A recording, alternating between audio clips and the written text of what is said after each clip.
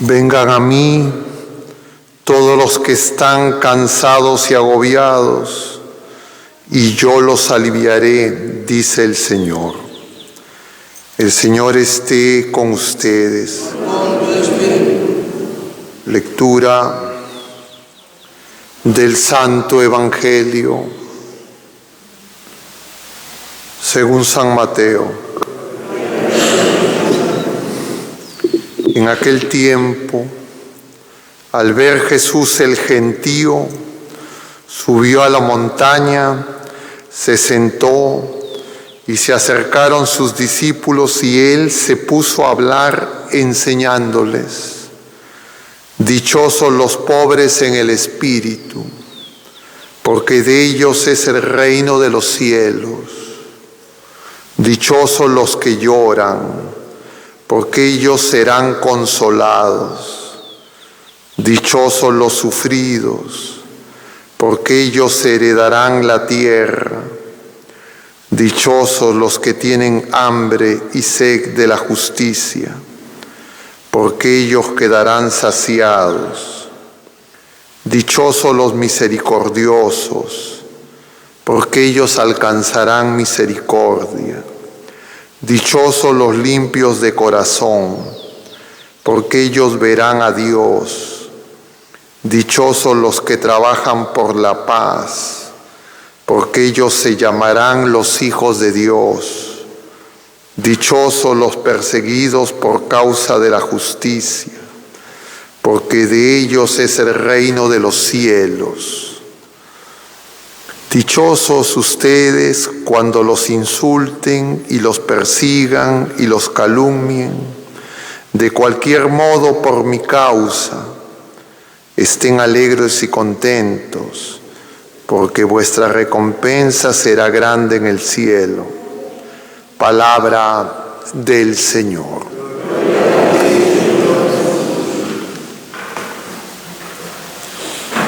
Muy queridos hermanos, estamos celebrando hoy día la solemnidad de todos los santos.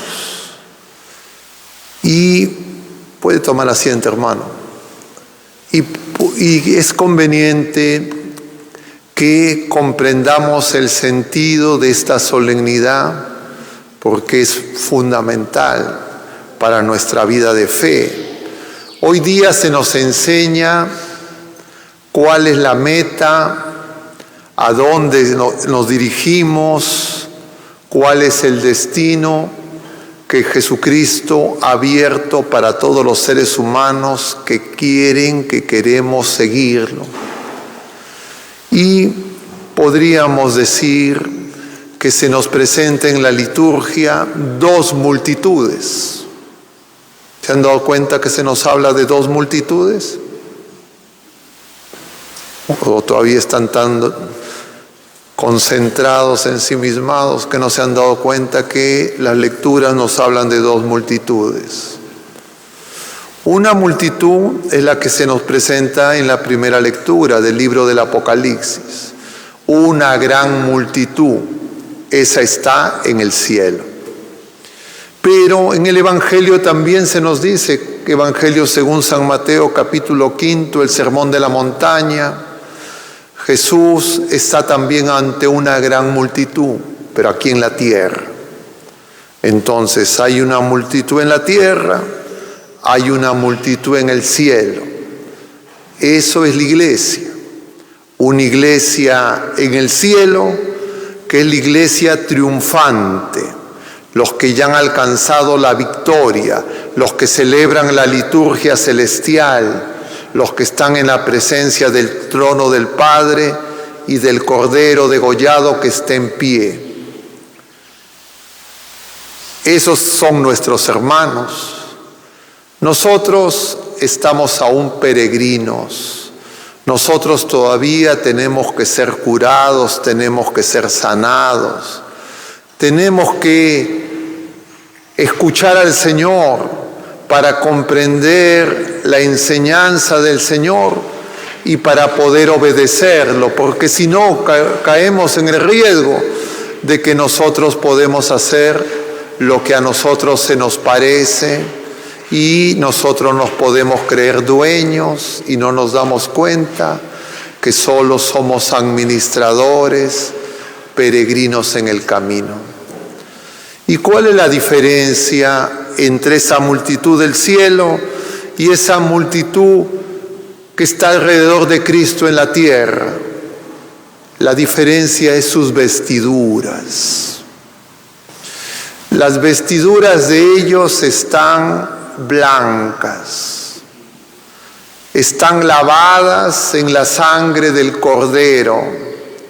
Nosotros recibimos el día de nuestro bautismo también vestiduras lavadas en la sangre del Cordero, pero mientras que hemos ido peregrinando en esta vida presente en medio de este mundo, nos hemos ido mundanizando y las hemos manchado, ensuciado.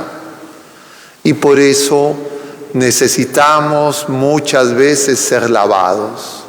Muchas veces necesitamos acudir al sacramento de la reconciliación, a la confesión, porque lo que manchan nuestras vestiduras son los pecados. Dicho de otra manera, esa multitud con las vestiduras blancas es porque ya no tienen ningún pecado. Son inmaculados, sin mancha. Nosotros aquí somos peregrinos, pecadores redimidos. Y entonces tenemos que darnos cuenta que el Señor quiere también a nosotros lavarnos y necesita muchas veces lavarnos. ¿Cómo se nos lava? Por la acción de la gracia y en medio de la tribulación. La tribulación es los agobios, el cansancio, el dolor que experimentan los peregrinos. Cuando una persona peregrina, los que han hecho estas peregrinaciones terrenas, hay algunas muy conocidas como la de Santiago, la gente se cansa, necesita lavarse, se hace heridas. Ahora una persona me decía que quería ir peregrinando a las Nazarenas. Hay que peregrinar, sí. Pero esta vida es una peregrinación. Pero muchas veces nos ocurre que peregrinamos sin saber de dónde venimos y a dónde vamos. Eso se nos explica en la segunda lectura. En la primera carta del apóstol San Juan, que acabamos de escuchar y que ustedes recuerdan perfectamente, porque la acabamos de escuchar o no.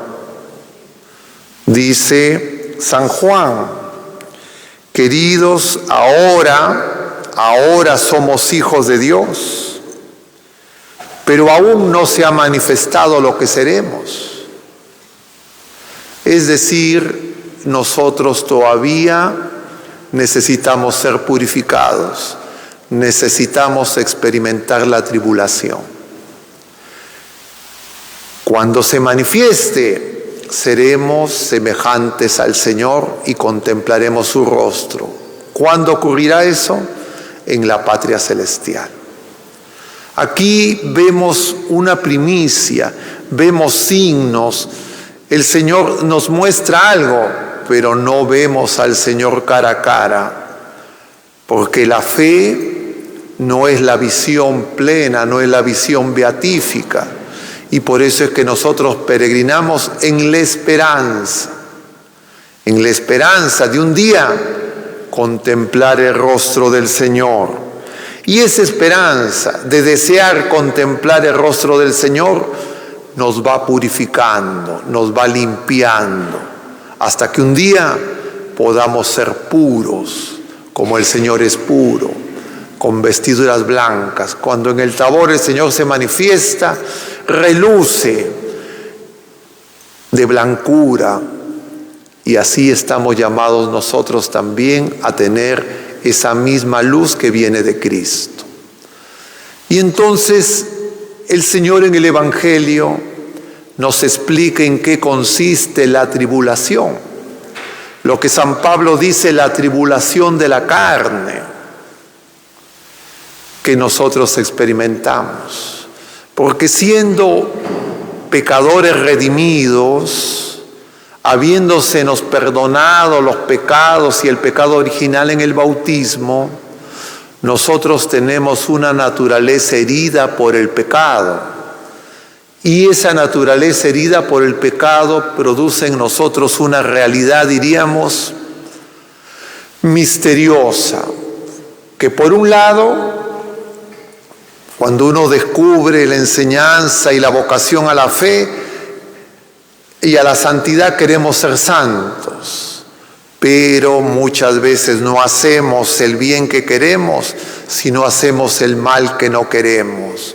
Muchas veces nuestros apetitos desordenados, muchas veces las seducciones del mundo, muchas veces el enemigo malo nos engaña y entonces tenemos una multiplicidad de quereres. Queremos muchas cosas. Tenemos que descubrir que una sola persona, solo tenemos que tener un querer. Un corazón indiviso, nos enseña la Iglesia, que tiene que ser solo para el Señor.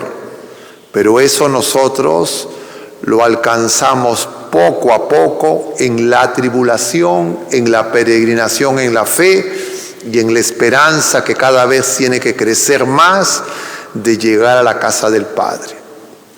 Y entonces en el Evangelio el Señor, al inicio del Sermón de la Montaña, que es el discurso más extenso que realiza Jesús en los Evangelios y que en este pasaje está contenido en el capítulo 5 de San Mateo, también hay un paralelo en San Lucas, lo hemos visto en días precedentes.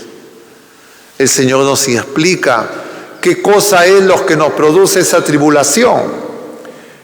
¿Y qué es? Uno, que no queremos la pobreza. ¿Ustedes quieren ser pobres?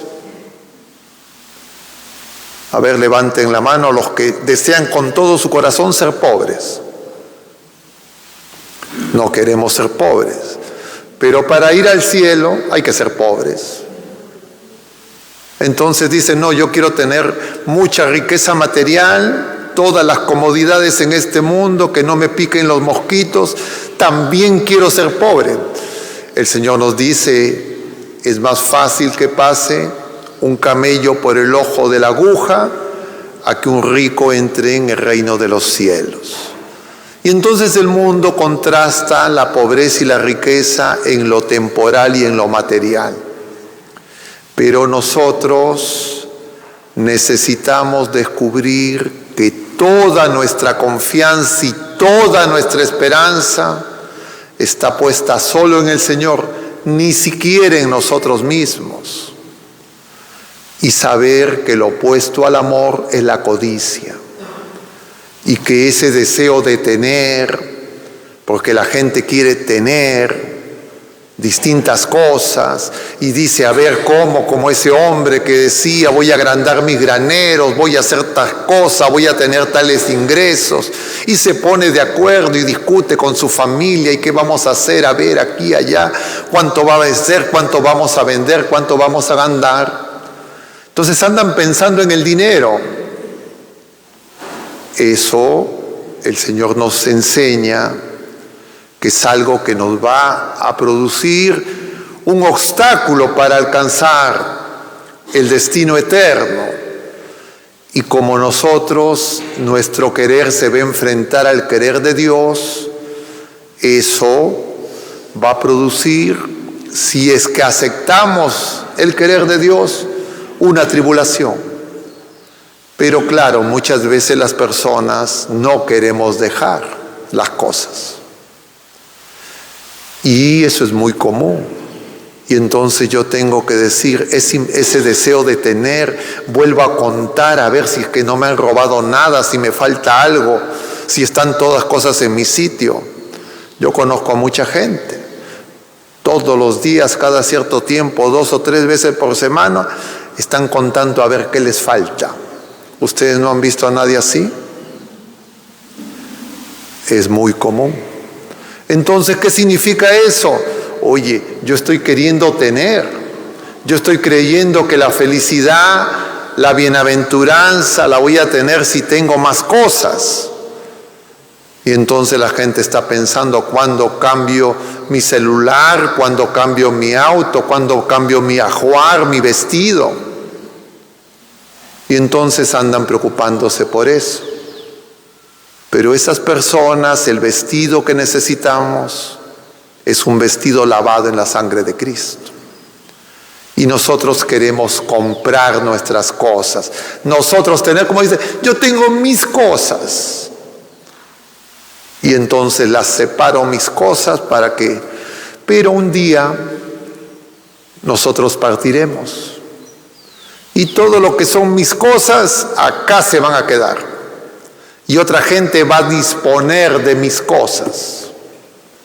Y entonces nosotros tenemos un peligro en esa levadura de Herodes, de tener poder, de tener dinero, la codicia, que uno la disfraza de distintas maneras.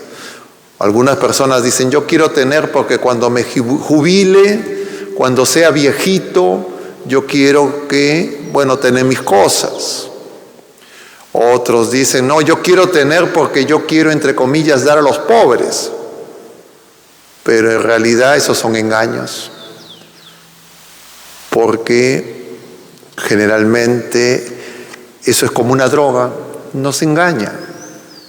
Y eso es muy común. Y entonces el Señor nos advierte que tener esa pobreza de espíritu es muy difícil si yo tengo un deseo de tener. Y me tengo que examinar porque eso es lo opuesto al amor. Lo opuesto al amor no es el odio. Lo opuesto al amor es la codicia. Porque el temor es darnos nosotros, entregarnos nosotros. Versus la codicia es tener. Incluso puedo querer tener a Dios para mí solo o para mi grupito. Y entonces creo yo y mi grupito que nosotros somos los dueños de Dios. Y eso es una tentación y el Señor quiere enseñarnos porque fácilmente Él sabe que caemos en el engaño.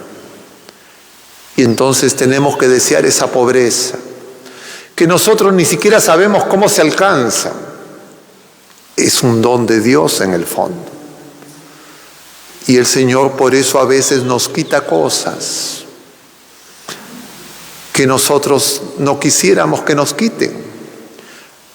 A Jesús, antes de ser crucificado, le arrancaron las vestiduras, lo desnudaron, le quitaron todo.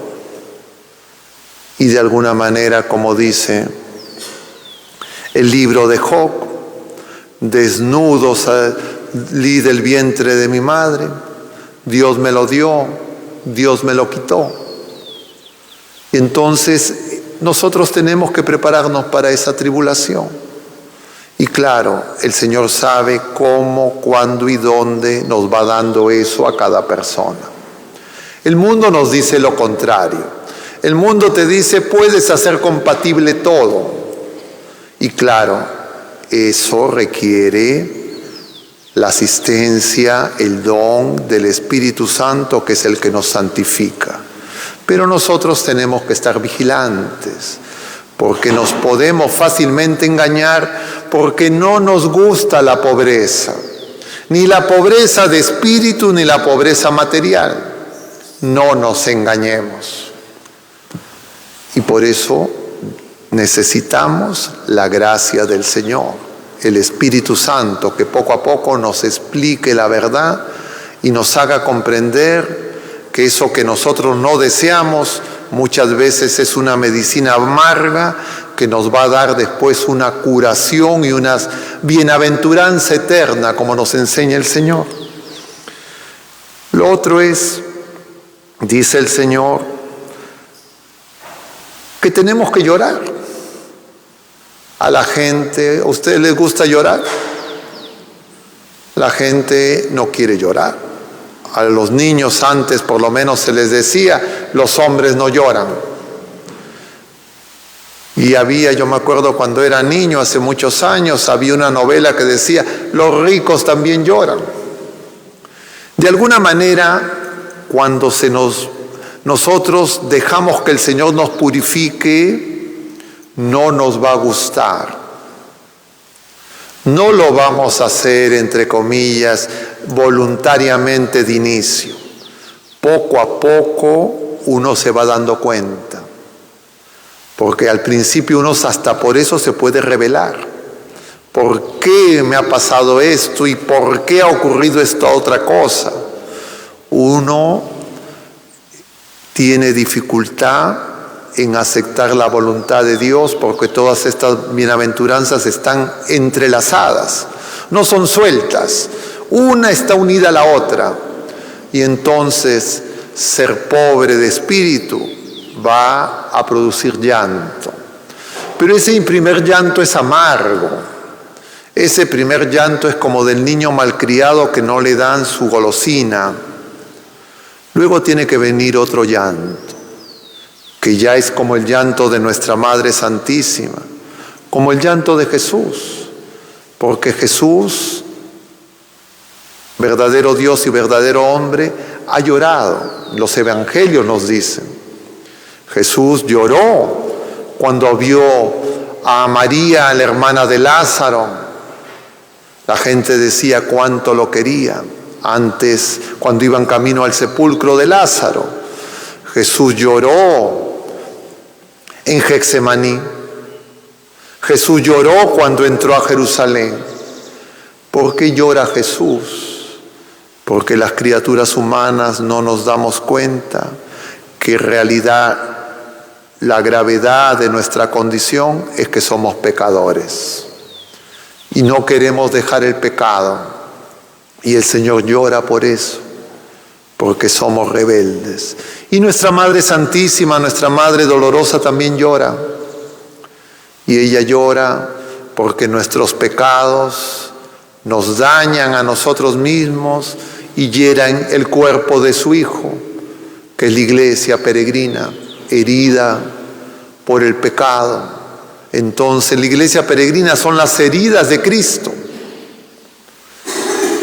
Si es que nosotros no nos damos cuenta y no lloramos por el pecado nuestro y los demás, es porque todavía necesitamos tribulación. Y entonces tenemos que preguntarnos, ¿qué nos entristece? Si nos entristecen nuestros pecados personales y los pecados de los demás hasta las lágrimas, o lo que nos entristece es que la gente no hace lo que nosotros queremos, que no es nuestra voluntad la que se cumple. Y entonces comprenderemos que si es que no abrimos nuestro corazón, si el Señor no nos cura y nos sana, entonces el Señor va a consentir la tribulación, porque si no, no podremos ser lavados. Dice además este pasaje que esos que lloran serán consolados. Es decir, ese llanto no se quedará en llanto. Ese llanto por el pecado va a tener el consuelo para que podamos seguir caminando y no quedarnos a mitad del camino como Elías a mitad del desierto. Dice además el Señor que tenemos que experimentar sufrimiento. Y el sufrimiento es más que el llanto. El sufrimiento es las consecuencias del mal en el mundo y en nosotros. Ese es el sufrimiento verdadero. Pero muchas veces nosotros sufrimos porque el mundo no nos quiere, el mundo no nos halaga, el mundo no nos conoce. Y entonces nosotros queremos estar bien con el mundo, con las cosas que promete el mundo, con las promesas del mundo y simultáneamente con el Señor. Tenemos que elegir. Yo les decía, ahora un poco más temprano y en días precedentes a otras personas también, por ejemplo, hay personas que creen que de lo que se trata la vida presente es de escoger disfraces.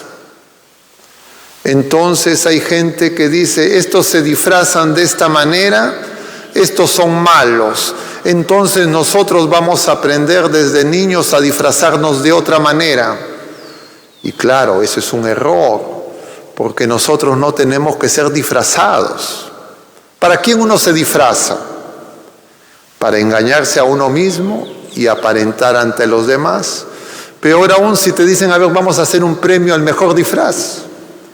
¿Qué le está enseñando un adulto? ¿Qué le está enseñando un padre a un niño?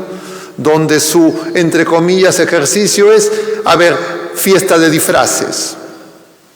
Que hay que ser disfrazado, que hay que aparentar.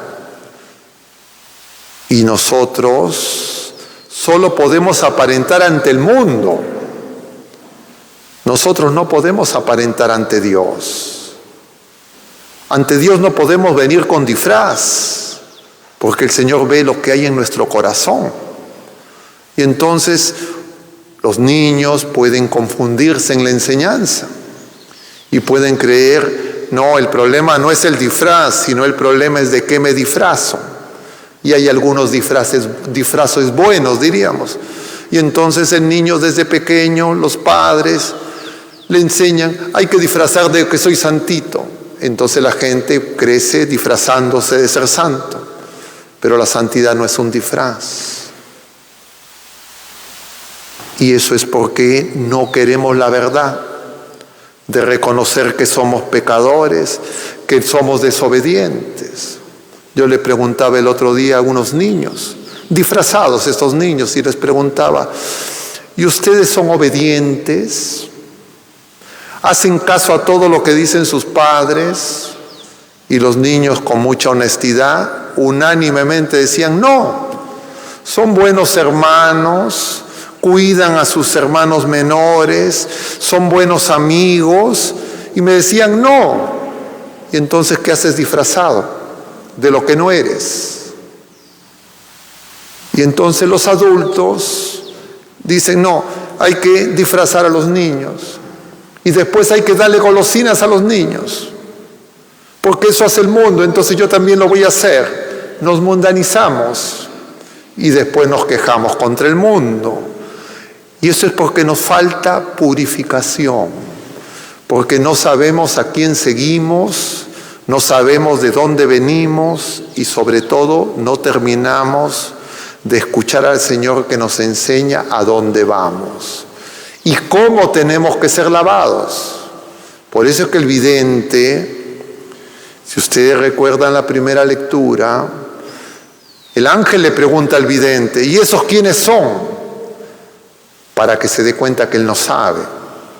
Yo no sé, dice. Son los que vienen de la gran tribulación, los que han sido lavados por la sangre del Cordero. Nosotros creemos que sabemos, entonces queremos fabricarnos nosotros mismos santos. ¿Y qué es lo único que nosotros podemos hacer? Es disfrazarnos, es decir, ser fariseos, aparentar, porque la santidad no es obra humana, la santidad es obra de Dios. Solo el Espíritu Santo, si somos dóciles, nos va a santificar. Y como ustedes comprenderán, la confusión está en muchas partes, y por eso es que necesitamos tener hambre y sed de justicia, y la justicia es hacer la voluntad de Dios, porque la injusticia es rebelarnos contra Dios, pero el engaño es, así voy a hacer la voluntad de Dios, pero a mi manera. Entonces me empiezo a inventar cosas, y que esas cosas, en lugar de acercarme a Dios, me llenan de soberbia y me hacen creer que soy mejor que los demás. Y entonces ya no me doy cuenta que estoy disfrazado, ya me creo santito. Y claro, ese es un engaño, y el Señor nos advierte que ese no es el camino de la santidad, porque solo Él es santo, solo Dios es santo, y solo Dios nos puede santificar. Ni siquiera nuestra Madre Santísima nos puede santificar.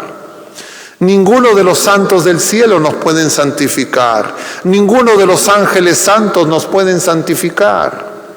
Solo Dios es santo. ¿Qué hacen los santos del cielo? ¿Qué hacen los ángeles fieles? Nos pueden ayudar para que nosotros nos demos cuenta. Pero ¿qué hago yo si no escucho al Señor? ¿Y qué es lo que Él me enseña? ¿Y cuál es el camino de la cruz, de la negación a nosotros mismos? Y entonces yo voy a buscar la ayuda de los santos, de los ángeles, para hacer mi capricho. Y le voy a decir qué santo que soy, cuántos amigos santos tengo. Claro, ellos son amigos nuestros, pero yo soy como esas personas que en realidad no quieren un amigo, sino quieren un cómplice. Y entonces ni los santos ni los ángeles nos van a ayudar para algo diferente a la voluntad de Dios. Para lo único que nos van a ayudar es para hacer la voluntad de Dios. Y yo tengo que descubrir eso poco a poco, escuchando al Señor en la oración. Y entonces tengo que tener hambre de Dios. Es decir, Señor, yo quiero escuchar tus palabras, yo quiero hacer tu voluntad.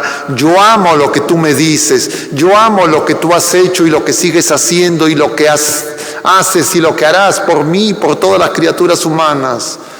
Las otras cosas, Señor, me doy cuenta, son distracción, son engaño. Ayúdame y que los santos, tus santos, me ayuden, porque yo ando como una veleta de un lado para otro. Y lo que busco es la aprobación humana. Y entonces sí tengo hambre de Dios. Y entonces vengo a la misa con hambre. Pero no para que se haga lo que yo quiero, sino para que el Señor me renueve, me limpie, me transforme. Y eso demora toda la vida. No porque el Señor no lo pueda hacer, ni porque Él sea lento, sino porque nosotros nos rebelamos, nosotros no queremos, pero no nos damos cuenta. Y entonces yo les preguntaba también a esos niños, ¿y ustedes aman a sus padres? Y los niños me decían, sí. Y yo les decía, ¿y por qué los desobedecen? Y eran niños pequeños, ¿ah? Y ellos se daban cuenta que desobedecían a sus padres. Y yo les decía además a los niños, más para que escuchen los padres, ¿y ustedes saben cómo manipular a sus padres para que sus padres hagan lo que ustedes quieren? Y los niños me decían, sí, porque los niños desde muy pequeños aprenden eso. Y entonces, ¿qué hacen pues los padres disfrazando a los niños y pues los niños también disfrazan a los padres? Esto no es una fiesta de disfraces. Necesitamos que esa vestidura que ya recibimos, que es vestidura interior, que está sucia, manchada, sea lavada. Para eso venimos a la misa, para que el Señor nos lave. Y entonces podremos ser limpios de corazón, porque ya estaremos lavados. Y entonces nos gustará la Eucaristía, nos gustarán los sacramentos, nos gustará la oración. No será una obligación, no será, ves que yo he hecho una promesa y me he comprometido y entonces no, va a ser dulce, porque voy a gustar y ver qué bueno es el Señor. Porque si yo hago promesa y me cuesta un esfuerzo y no es fruto del amor de Dios, va a ser muy difícil que lo sostenga. Y cuando lo hago, yo voy a querer que la gente me aplauda. Yo voy a querer que la gente me diga qué bien que estás.